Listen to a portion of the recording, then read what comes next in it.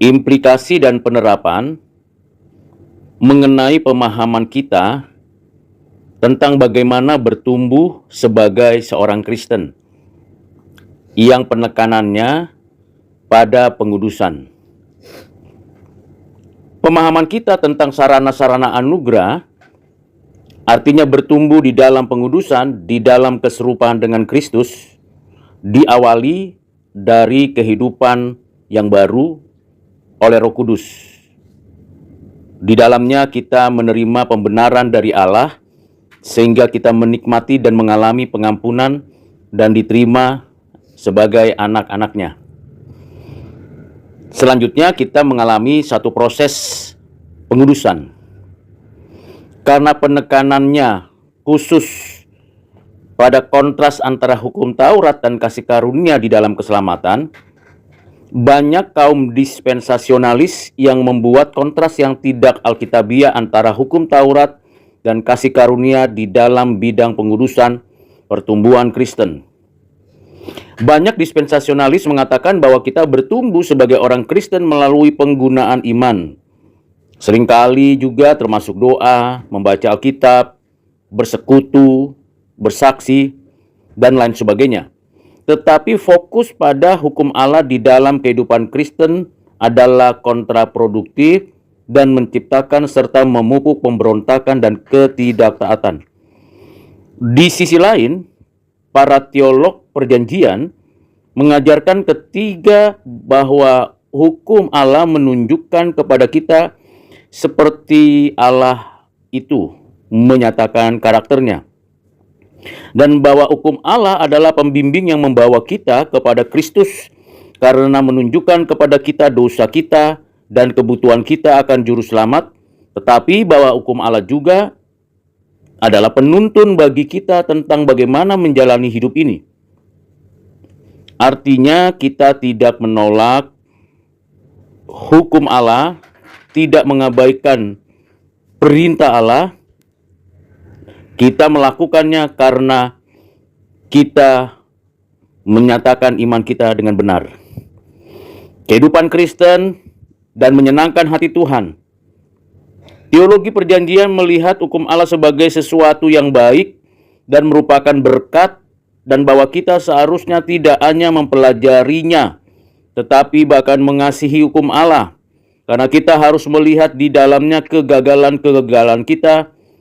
Roh Kudus menginsapkan kita akan dosa-dosa kita, dan oleh Roh-Nya kita dituntun kembali kepada Kristus dan ditolong oleh Roh Kudus. Dituntun agar kita bisa melakukan hukum Allah untuk semakin taat dan menjadi serupa dengan Kristus. Seperti yang dituliskan oleh Rasul Paulus di surat Roma pasal 7 ayat 7 sampai 8, pasal 8 ayat 14, pasal 12 ayat 13, dan pasal 8 ayat 12-13, Mazmur 1 ayat 119. Teologi perjanjian mengajarkan bahwa mempelajari firman Allah termasuk hukum Allah adalah penting dalam kehidupan Kristen sebagai sarana kasih karunia bersama dengan doa dan persekutuan dan penyembahan dengan orang percaya di dalam gereja dan sakramen-sakramen baptisan dan perjamuan kudus.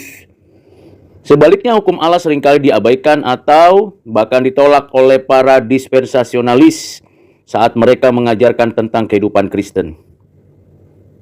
Sebagai orang Kristen, kita taat kepada Tuhan dan firman-Nya. Dan Tuhan telah menyatakan kehendak-Nya yang tertulis di dalam Perjanjian Lama dan Perjanjian Baru. Di sana kita mengetahui dan dituntun oleh Roh Kudus untuk menjadi pelaku firman. Dan semua hukum Allah di Perjanjian Lama dan Perjanjian Baru adalah satu kesatuan yang patutlah kita melakukannya dengan penuh sukacita, kesungguhan, dan keterus-terangan sampai kehidupan kita selamanya. Karena itu pemahaman kita akan bagian-bagian Alkitab yang berlaku bagi kita sebagai orang Kristen, bagaimana kita menerapkannya. Beberapa dispensasionalis mengajarkan bahwa Perjanjian Lama adalah petunjuk bagi orang Yahudi dan Perjanjian Baru adalah petunjuk bagi orang Kristen. Dan oleh karena itu mereka seringkali mengabaikan studi tentang Perjanjian Lama kecuali nubuat-nubuat tentang akhir zaman di masa depan.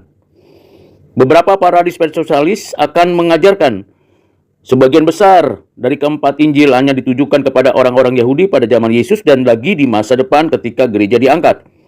Dengan mengharapkan orang-orang Yahudi mengakui Yesus dan bahwa sebenarnya keempat Injil Matius, Markus, Lukas, dan Yohanes tidak berlaku bagi orang-orang Kristen pada masa sekarang kecuali bagian akhir dari setiap Injil setelah orang-orang Yahudi menolak Kristus dan menyalibkannya. Beberapa dispensasionalis misalnya mengajarkan bahwa khotbah-khotbah Yesus seperti khotbah di bukit hanya ditujukan kepada orang-orang Yahudi dan tidak berlaku bagi orang Kristen, kecuali mungkin dalam pengertian yang bersifat peripheral sekunder. Bagaimana dengan teologi perjanjian? Teologi perjanjian mengajarkan bahwa seluruh Alkitab berlaku bagi orang Kristen pada masa kini dan penting bagi pertumbuhan kekristenan. Kita dapat membaca dari 2 Timotius 3 ayat 14-17.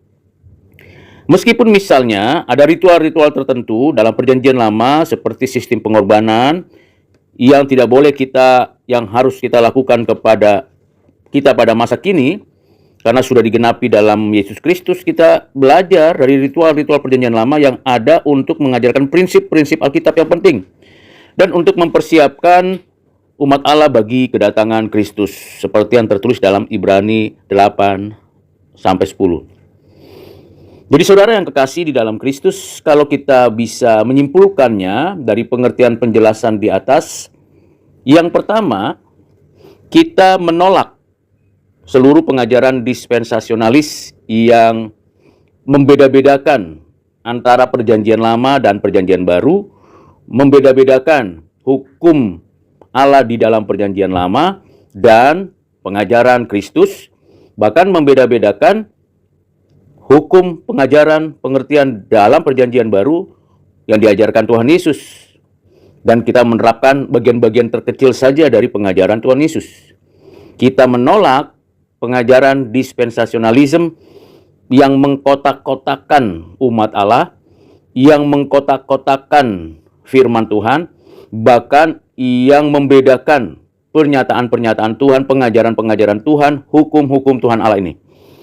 Hal yang kedua, sebagai seorang Kristen yang hidup di dalam kasih karunia, kita tidak boleh mengabaikan hukum Allah yang ada di dalam perjanjian lama. Kita taat, kita menemukan prinsipnya, kita mendapatkan makna aslinya, kita menerapkannya dalam keseharian kita sampai akhir hidup kita. Demikian juga semua pengajaran Tuhan di dalam perjanjian baru, baik secara langsung disampaikan oleh Tuhan maupun melalui rasul-rasulnya dan penulis-penulis kitab di dalam perjanjian baru.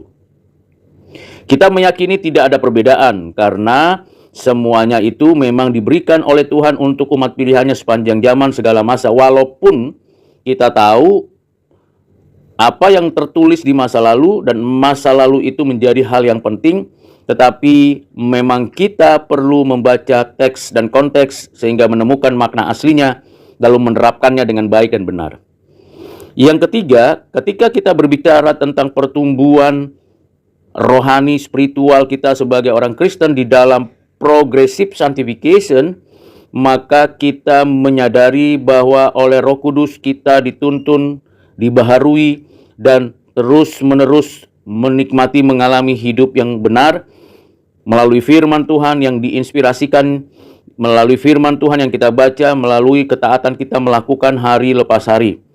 Tentunya kita bisa menemukan prinsip makna asli dari setiap peristiwa, setiap aturan ketentuan yang berlaku baik dalam perjanjian lama maupun dalam perjanjian baru.